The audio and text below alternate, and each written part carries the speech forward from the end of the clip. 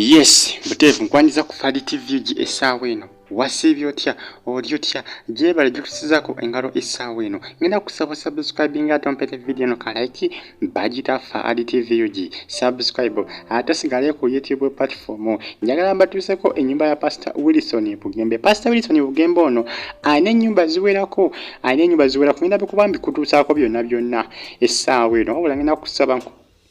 subscribing ate otaninge on notification bell ja kufuna notification buli natekanga video wano ku Fadi TV nyimba na mawuli agatambula kusta n'ennyumba z'abaceleb. Subscribe ate o liking bagita Fadi TV Pastor Wilson Bugembe pastor omusajja omukakamu yemu kuba pastor amanyikidde okuba aba pastor gosobola okwesigama ku bantu ono pastor ebintu bye tagaana abantu kukola nti basibe mu church okuva ku macha paka lwaggulu nedda ono pastor ye pastor omutuufu nze gwe naakalabe mu bapastor bonna gwenze kuba ng'olina pastor wo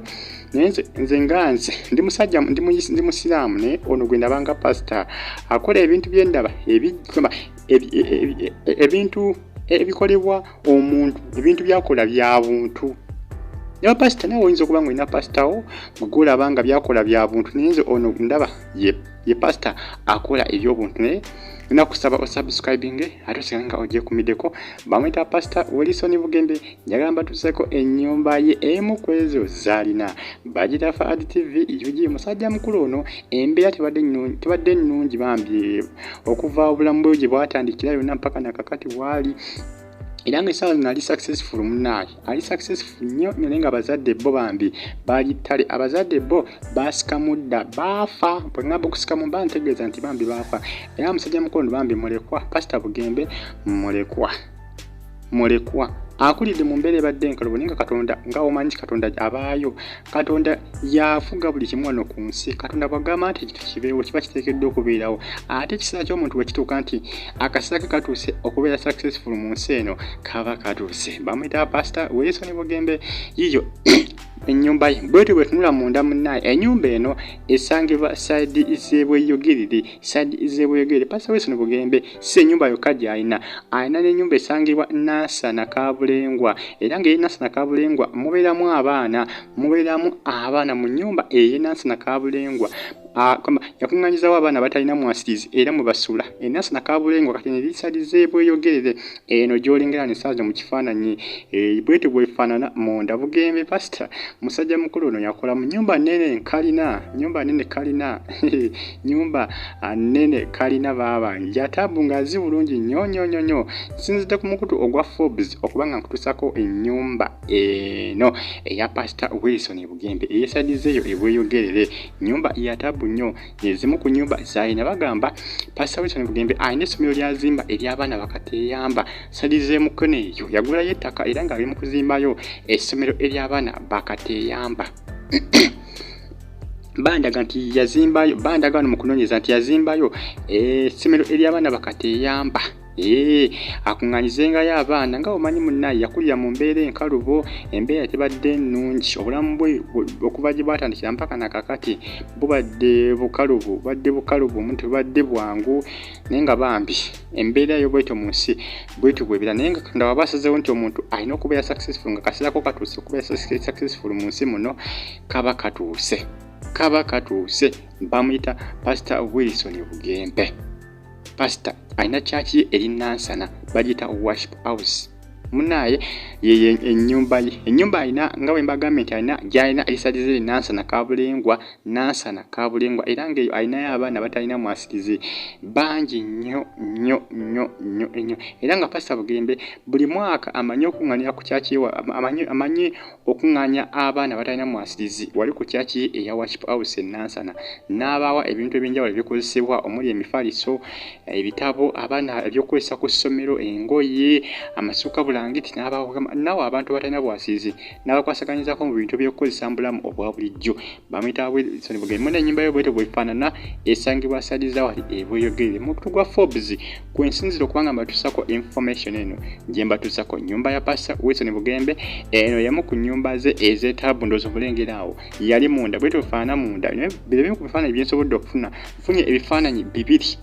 funye ebifaananyi biringa bw'olengerawo munda yali ku laptop ng'akakalabya emirimu gye munda ennyumba ye bwetyo bwefaanana munda salize ebweyogerere ate wabweru bwetyo bwefaanana bagita Faali TV subscribe like nga comment section w'erya oba kabuleke mu comment section ojja kuba mbusoma ngenda kusoboleza comment mu ndagala gy'osinzira okubanga ogifollowing oli mu ggwanga ki abali mu Saudi Arabia abali e Qatar abali mu ggwanga lya Jordan mu ggwanga lya Oman mbatumiddeko era mbebaza okubanga mugyekumira ku bagita Faali TV mbaagala nnyo abagifollow nga nnyumba ya Pastor Bugembe bwetyo bwetunula omanya basinga kumanya yennansana ey'ekabulengwa ne bambi si yeyokka bino byonna mbijja ku website eya Forbes mbijja ku mukutu ogwa Forbes stay on YouTube platform ojja kufuna ebisinga bwe biti eby'omulembe bamita Pastor Wilson Bugembe ennyumba ye bwetyo eyebweyogerere bwetyo bwetunula mbatumiddeko gye musinzira okubanga mugifollowing abali e Qatar e Canada bwiti Aisha nkutumiddeko nakirewa Catherine nkutumiddeko mbebaza okubanga mugyekumirako nyumba ya Pastor Wilson Bugembe bwetyo bwetunowanye ebiseesinga muno mu nsi abaana batera okubonaabona mu buto babera successful nnyo Bugembe bwanyumya story ye wagyavudde banaye okulukusa ne ku maziga okulukusa amaziga olw'ensonga nti obulamu bwe tebwadde bwangu ne akaseera kaba katuse time yo weba etuse eyokubeera successful mu nsi muno eba etuse kati time ya Bugembe yatuuka eri ssaawa zino Mukama Katonda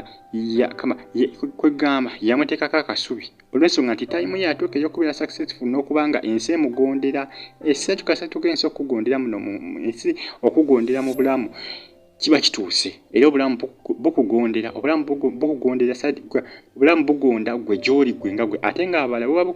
bukalubo kusadi y'abala olw'ensonga nti akaseera kaabwe kaba tekannatuuka okubeera successful mu nsi muno kati Pastor Bugembe akaseera ke katuuka ensonga lwaki azimba ennyumba ezifaananagana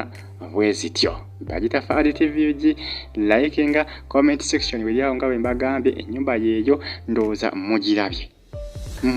ennyumba z'abaserebu mba nazo wano ku Faali TV kwosa n'amawulire agaba celebrity mbaagala nnyo yino gye musinziza okubanga mugifollowinga muno mu nsi bw'obaamu n'ebikutaataganya gwe kanya kusaba nga busaba obulamu bw'oba mulamu oba ojja kutuuka ku byonna muno mu nsi oba osobola okubeera successful mu nsi muno ng'oli mulamu ate bw'oba ofudde bw'ogisa kati okwagala okwetta ng'oba okitadde oba ogivuddemu ensi nga tokyalina amakulu kituufu oba tokyalina makulu naye obeera okyali mulamu obulamu bwo osobola okukyuka essaawa yonna ng'oli mulamu kati Pastor Bugembe baganda be abasinga bonna baafa